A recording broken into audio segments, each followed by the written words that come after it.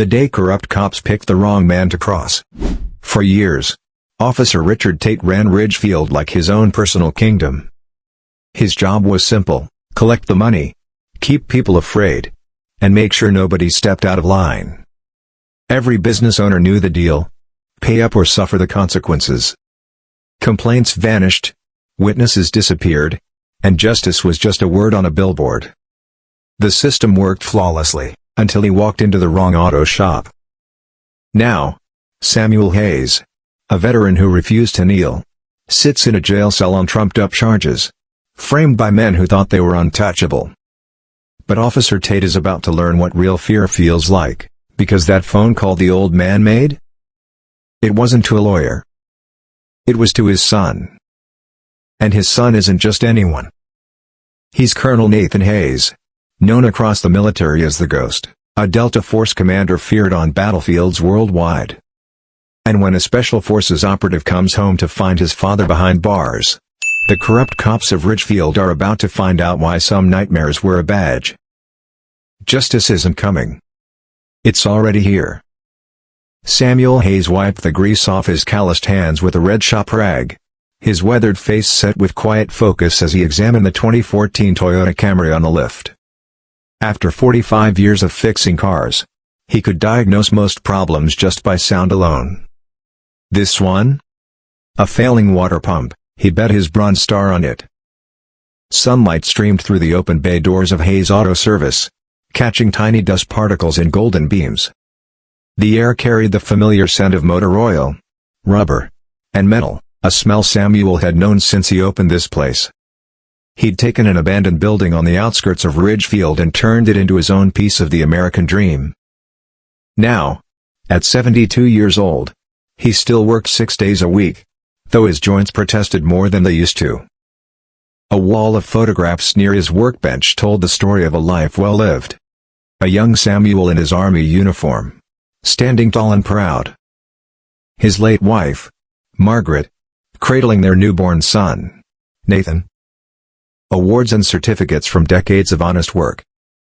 And in the very center, his 2 Purple Hearts and a Bronze Star, reminders of battles fought both overseas and at home. The bell above the office door chimed. Samuel didn't look up immediately, focused on loosening a stubborn bolt. "Be right with you," he called, his deep, steady voice carrying across the garage. "Take your time, old man. We've got all day." Something about that voice made Samuel's spine stiffen. He recognized the sneering tone of Officer Richard Tate, one of Ridgefield's so-called finest. And by finest, Samuel meant most corrupt. Setting down his wrench, he turned slowly to face his visitors. 3 police officers stood in his garage. Tate, a tall, broad-shouldered man with cold blue eyes, stood front and center. To his left, Officer Kevin Sloan, stocky and mean-looking, with a permanent scowl. On the right, Officer Brian Reynolds, the youngest of the 3, his face unreadable. Samuel wasn't a fool. He knew what this was. And he knew it wasn't about car trouble. Tate strolled forward, dragging a gloved finger along the hood of the Camry as if inspecting it. "Nice setup you got here, Hayes. Real nice. Been here what, 40 years?" Samuel wiped his hands clean, never breaking eye contact. 43. Tate whistled. "That's a long time to run a business in this town." Samuel could see the game already. This wasn't small talk. It was a warning. "Must be doing something right," Tate continued, circling the car like a predator sizing up prey. Samuel had seen this kind of intimidation before. Here? It wore a badge. "I do honest work for honest pay," Samuel replied, his voice steady. "See? That's the thing," Tate said, his fake smile fading. "Times are changing. Costs are going up. Insurance, safety inspections, it's getting harder for small businesses to stay afloat. Wouldn't you agree?" The implication was clear. Samuel had heard whispers of this happening to other business owners, especially minority-owned shops. The police would show up, talk about protection, and those who refused to pay found themselves buried in legal trouble. Samuel folded his arms. I manage just fine. And my insurance and inspections? They're all up to date. Officer Sloan took a step forward, his hand resting on his belt. Nobody's questioning that, Mr. Hayes. We're just here as community liaisons, making sure local businesses have the support they need.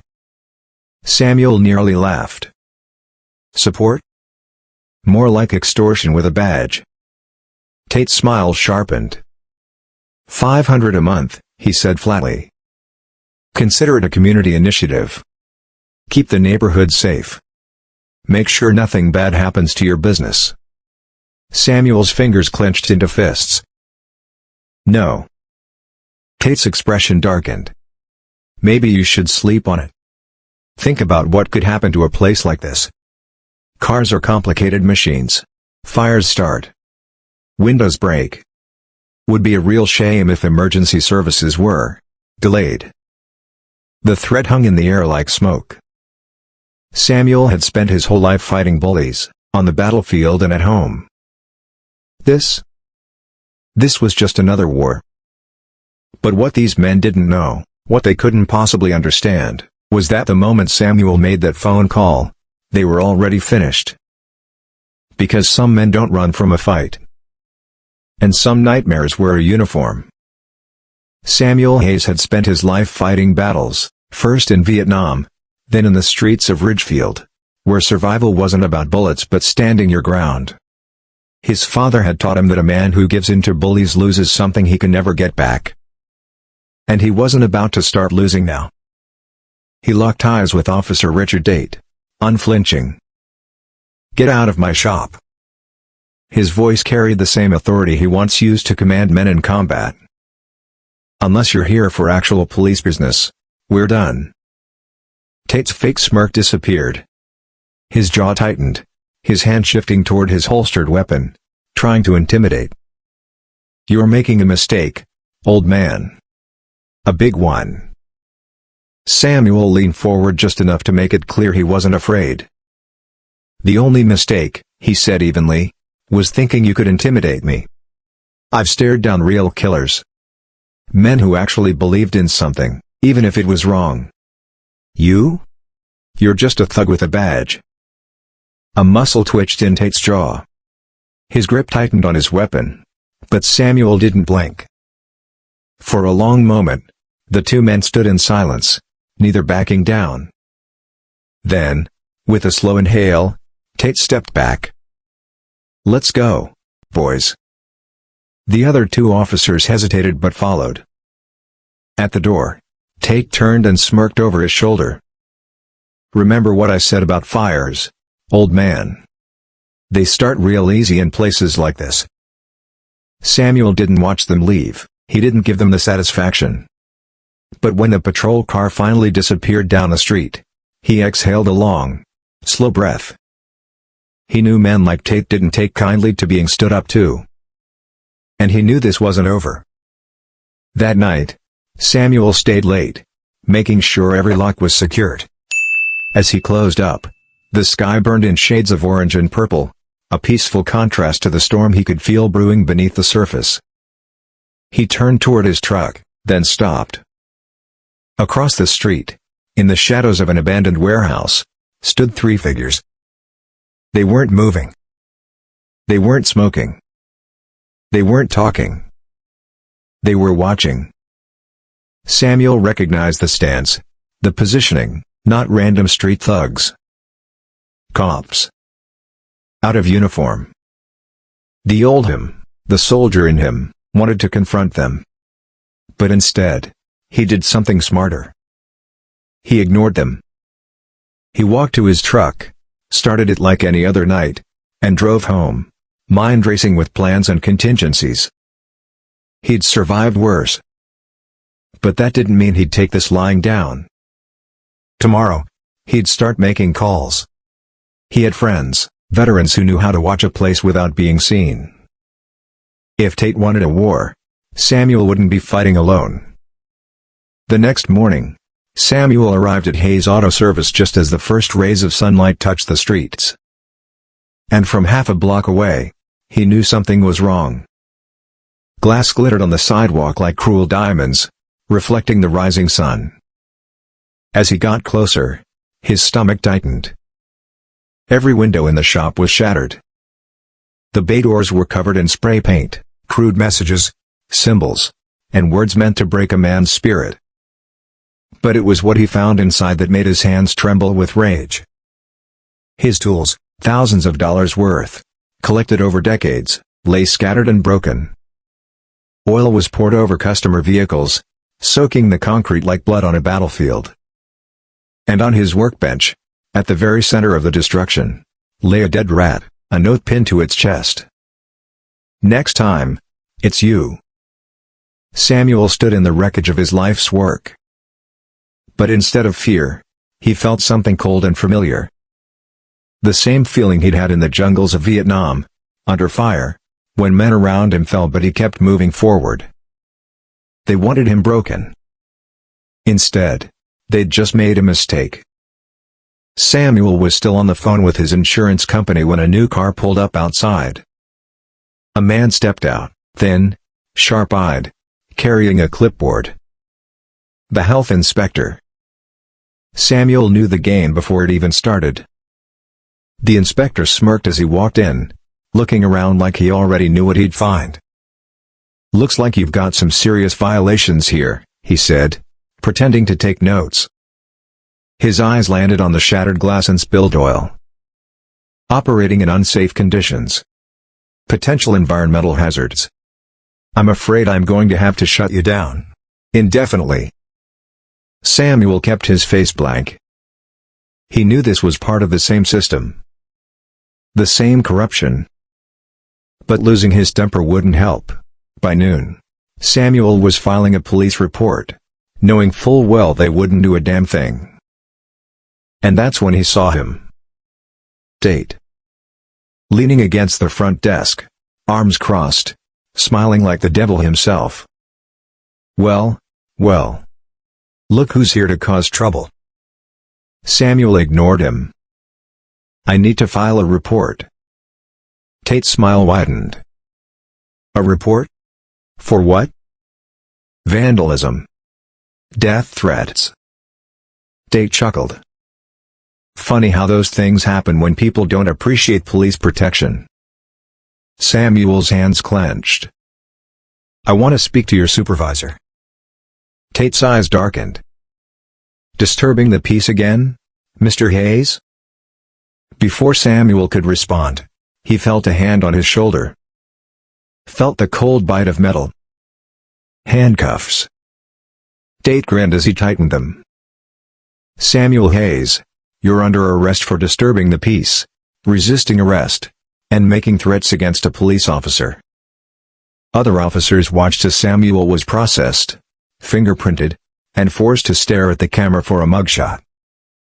None of them intervened. None of them were surprised. But Samuel wasn't broken. He'd fought real enemies before. And this fight was just beginning. Sitting in the cold jail cell, Samuel closed his eyes. Thought about the men he'd served with. Thought about the son he'd raised. When they finally let him make his one phone call, he knew exactly who to call. The phone rang 3 times. Then, a voice answered, low, steady, deadly calm. "Dad?" Samuel exhaled. "Son." A pause. Then, Nathan spoke again. His voice had changed, colder, sharper. Like a weapon being drawn. "Tell me everything. The ghost is coming." Nathan Hayes sat in absolute silence as the military transport cut through the sky, its engines humming a steady rhythm. Outside, the lights of the city flickered in the distance, but his focus remained locked on the data streaming across his tablet. The Ridgefield Police Department was rotten to the core. What had started as a few corrupt officers shaking down small businesses had spiraled into something much worse, connections to organized crime, money laundering, and even possible cartel involvement. This wasn't just a shakedown gone wrong. This was a full-blown criminal empire, and they had made the mistake of laying hands on his father. A new message flashed across the encrypted screen. Blake has protection. Judges, politicians, state-level backing. This goes deeper than expected. Nathan let out a slow breath. Good. The bigger they were, the harder they'd fall. By the time the wheels touched down at Bradley Airfield, Nathan's plan was already in motion. He stepped off the plane, dressed not in uniform, but in a dark civilian jacket, blending in with the airport crowd. No fanfare. No recognition. Just a ghost returning home. A black SUV was waiting near the hangar. Behind the wheel sat Marcus Holloway, a former intelligence officer turned private investigator, one of Nathan's oldest allies. Nathan slid into the passenger seat. How bad? Marcus handed him a folder, his expression grim. Bad. Nathan flipped it open. Bank statements, case files, surveillance photos. Ridgefield's corruption wasn't just a few bad cops looking for extra cash, it was a system designed to protect criminals at every level. And it was far worse than even Nathan had imagined. Your father's still in lockup, Marcus continued. They're keeping him on false charges, probably trying to pressure him into giving up the shop. But this isn't just about him anymore. Someone up the chain is making sure Blake and his crew stay untouchable. Nathan's jaw tightened. They think they're untouchable. That was about to change. I need eyes on everyone involved, Nathan said. Surveillance, financial records, personal habits, I want to know what they had for breakfast. No mistakes. Marcus nodded. Already in motion. But what's your next move? Nathan closed the folder. I'm going to pay a visit to an old friend. Night had fallen by the time Nathan reached Ridgefield Police Department. Most officers had gone home, but a few patrol cars remained, their red and blue lights reflecting off the wet pavement. Nathan moved like a shadow, slipping past security cameras, weaving through blind spots. His military training had prepared him for high-risk extractions in enemy territory.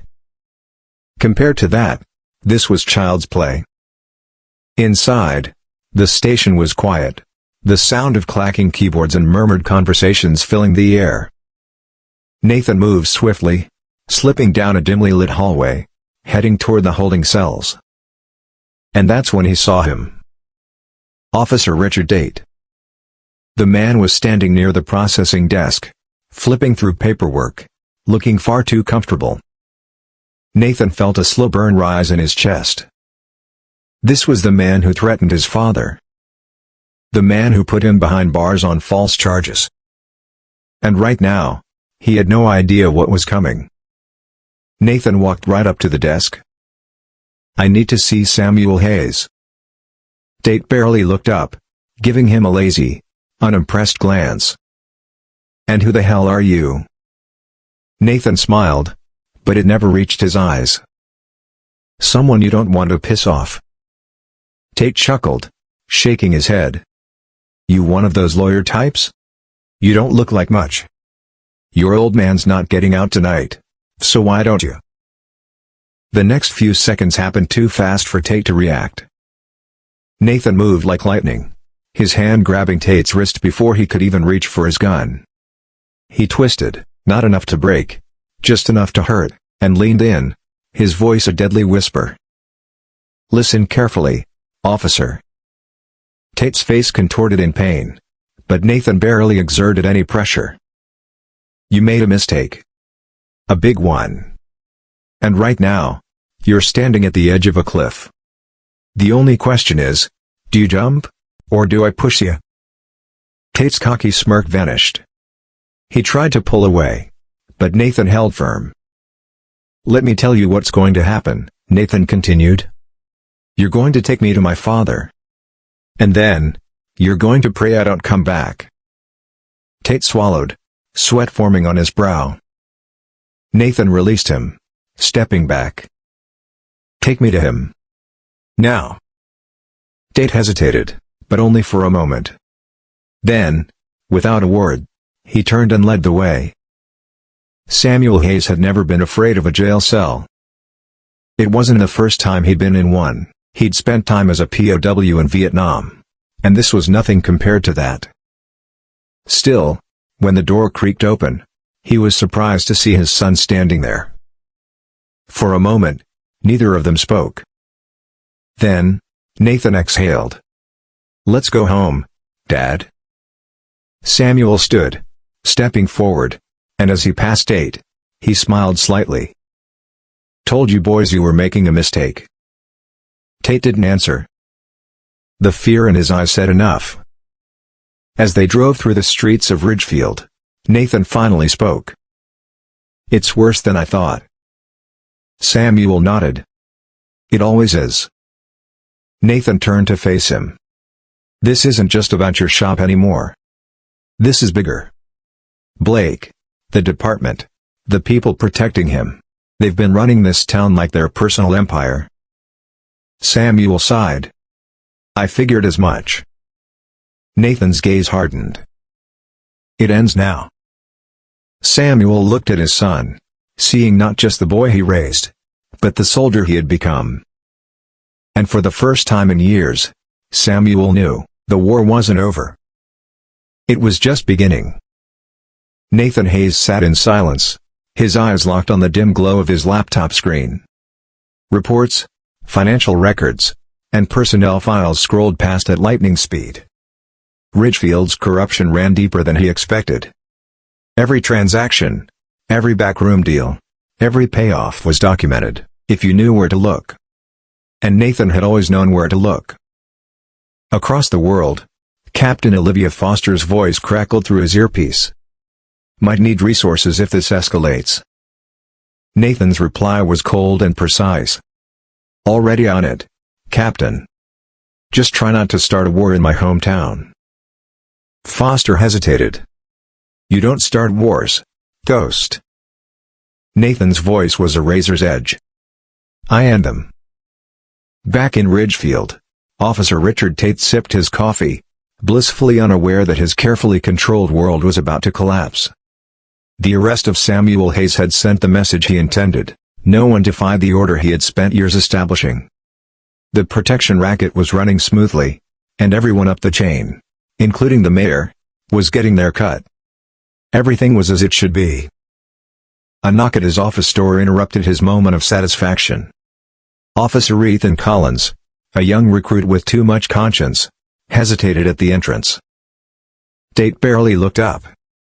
"What is it, rookie?" Collins cleared his throat. "Sir, we might have a problem." Tate sighed, waving him off. "Let me guess.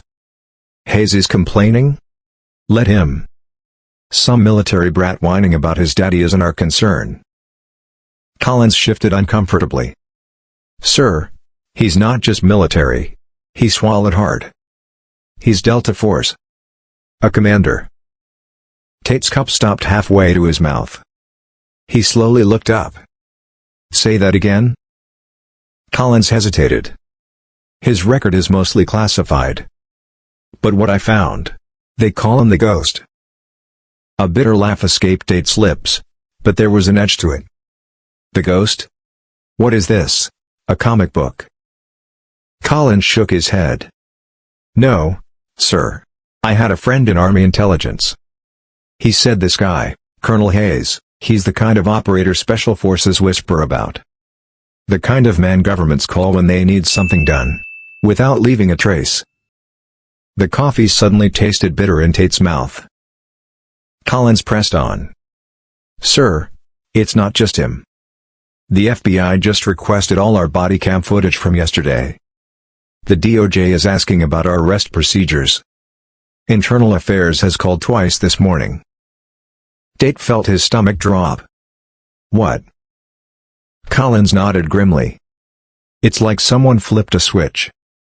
Every federal agency that could be a problem for us, suddenly has an interest in Ridgefield. Tate's hands trembled slightly as he picked up his phone and dialed a number he rarely used. The voice on the other end was sharp and gruff. "This better be important." "We have a problem," Tate said, his voice unusually tight. "That old man we arrested, his son." The voice cut him off immediately. "If his son is who I think he is, you need to disappear. Tonight."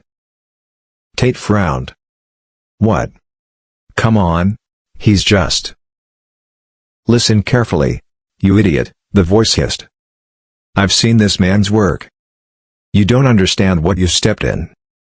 Get out of town. Change your name. Pray he doesn't find you." The line went dead. Tate stared at his phone for a long moment. For the first time since he'd put on a badge, real fear slithered down his spine. Across town, Samuel Hayes sat in his cell, waiting. He knew his son well enough to understand what was coming. Not violence. Not yet. First would come the pressure, the quiet dismantling of corrupt systems, the suffocating force of unseen hands pulling strings. Nathan had learned early that the most effective weapon wasn't always a gun. The cell door creaked open. A nervous-looking desk sergeant shuffled in. "Mr. Hayes, you're free to go. Charges have been dropped." Samuel rose slowly, dignity intact. "Any particular reason?" The sergeant wouldn't meet his eyes. "Orders from above. Your belongings are at the front desk. Someone's waiting for you." Walking into the station lobby, Samuel saw a familiar figure standing near the desk. Tall, lean, exuding a quiet intensity that couldn't be mistaken for anything but discipline. Civilian clothes couldn't quite hide the military precision in his stance. Nathan turned as his father approached. For a moment, neither spoke. Then, with a firm nod, Nathan embraced his father. "You okay, old man?" Samuel nodded. "Nothing I couldn't handle." "I know." Nathan's voice carried an unshakable resolve. "But now it's my turn." They walked toward the exit, every eye in the station following them. Just before they left, Nathan turned, scanning the room with a predator's gaze. His eyes locked onto Tate's across the lobby. The officer stiffened as Nathan gave him a slow, cold smile. "A promise." Tate involuntarily stepped back. Outside, the morning sun bathed Ridgefield in golden light. Samuel steadied his son, seeing not just the highly decorated officer, but the boy he had raised to stand against injustice. "You don't have to do this, son," Samuel said quietly. "I can fight my own battles." Nathan's expression softened slightly. "You taught me never to back down from bullies, Dad. Never to let them win. It's time to put those lessons to use." As they drove toward Samuel's shop, Nathan was already strategizing. The police department's corruption was just the surface. There were politicians to expose, criminals to dismantle, an entire system to burn down. But first, he needed to send a message. Back at the station, Tate's phone buzzed. A text. No sender ID. "You're not the hunter. You're the prey." Looking out his office window, Tate's breath caught. A military drone hovered high above the police station, barely visible against the morning sky. The message was clear. Nathan Hayes was home. And Ridgefield would never be the same. The black SUVs rolled to a stop outside the warehouse, their tinted windows masking the identities of the men inside. Thomas Lynch, the notorious cartel leader, stepped out, his sharp eyes scanning the dimly lit lot. His empire had survived decades of federal pressure, but the situation in Ridgefield was spiraling out of control.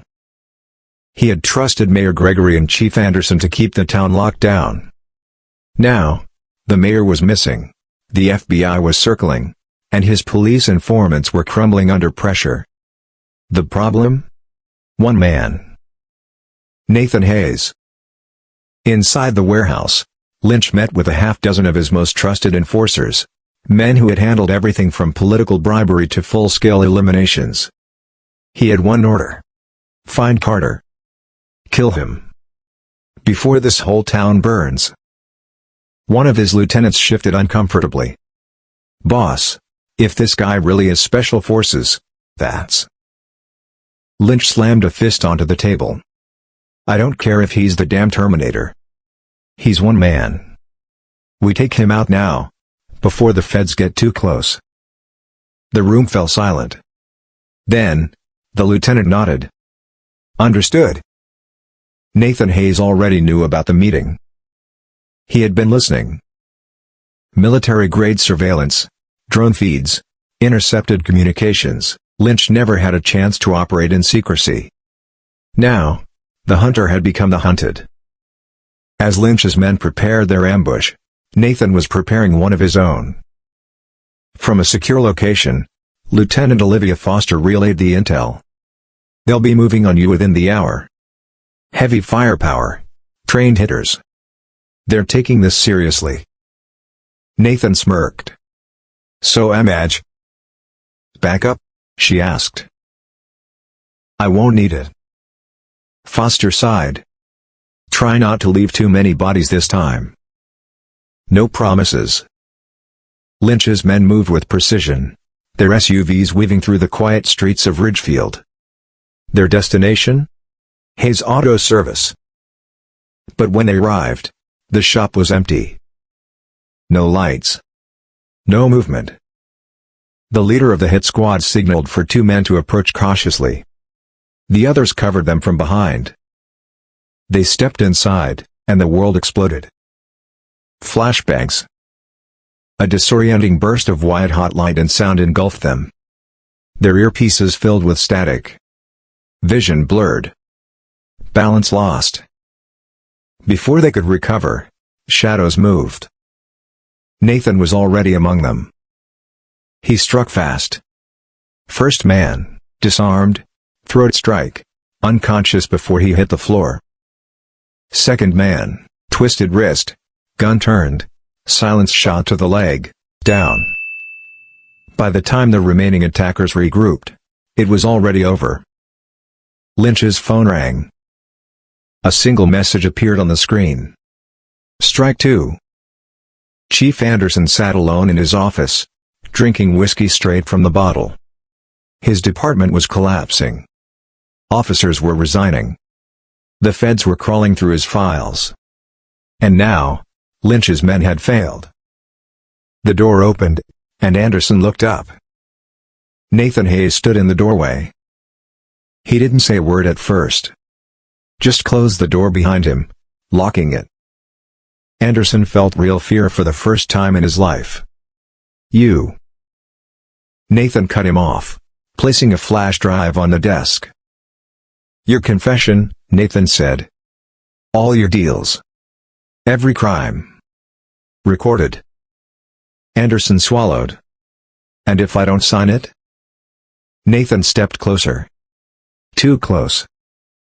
I don't need you to sign it. His voice was almost gentle. I just need you to disappear. Anderson's hands trembled. And if I do? Nathan leaned in. You get to breathe for a little longer. Silence. Then, Anderson grabbed a pen. By sunrise, the FBI raided the last remaining strongholds of the Ridgefield corruption ring. Lynch fled the country. Anderson resigned. Officer Blake turned informant. And as the dust settled, Samuel Hayes stood outside his rebuilt auto shop, watching as Ridgefield finally began to heal. Nathan stood beside him, arms crossed. You leaving? Samuel asked. Nathan nodded. For now. But I'll be back. Samuel smiled. Next time, maybe not as the ghost? Nathan chuckled. No promises. And with that, the nightmare was over. At its core, this story is about the power of integrity, resilience, and justice in the face of unchecked corruption. It highlights the stark contrast between those who abuse power for personal gain and those who stand firm in their principles, no matter the cost. Samuel Hayes, a hard-working veteran, represents the values of honesty and perseverance. Despite being targeted, harassed, and wrongfully arrested, he refuses to bow to intimidation. His unwavering stance against corruption is a reminder that true strength is not in force but in conviction. The arrival of Colonel Nathan Hayes, his son and a highly skilled Delta Force commander, serves as a powerful metaphor for accountability. Nathan does not seek vengeance but rather justice, using intelligence, strategy, and legal channels to dismantle a deeply rooted criminal enterprise. His approach underscores a critical lesson: real power lies in knowledge, preparation, and the ability to expose the truth, rather than brute force. A key takeaway from this story is that evil flourishes when good people remain silent. Corruption, like that of Officer Richard Tate, Chief Anderson, and Mayor Gregory, persisted for years because people were too afraid to speak up. However, the moment Ryan Parker, the young officer, chose to act, the tides began to turn. His decision to leak evidence shows that even a single act of courage can trigger a chain reaction of justice. It's a powerful reminder that no matter how entrenched a corrupt system may seem, it is always vulnerable to those who are willing to stand against it. Additionally, the role of the community and the media, represented by Rachel Turner, proves that public awareness is a formidable weapon against corruption. Once the truth is exposed, those who abuse power can no longer operate in the shadows. Transparency and accountability are the greatest threats to those who thrive on secrecy. The police department, which once seemed invincible, crumbles under the weight of its own lies when confronted with undeniable evidence. Another crucial lesson is that justice requires patience, planning, and persistence. Nathan doesn't storm into Ridgefield with guns blazing. Instead, he gathers intelligence, leverages his connections, and ensures that every corrupt individual is held accountable through legal means. His calculated approach teaches us that fighting injustice is not about impulsive retaliation but about building an unshakable case that leaves no room for escape. Finally, the story reinforces the idea that fear is a weapon that can be turned against those who wield it. Corrupt officials like Tate and Anderson thrived on instilling fear in others, but once Nathan exposed their crimes and made them the hunted, their power crumbled. It serves as a reminder that when faced with oppression, the key to victory is not to succumb to fear but to shift the balance, making those who abuse power answer for their actions. In the end, the story teaches us that justice isn't just about punishment, it's about restoring balance, protecting the innocent, and ensuring that no one is above the law.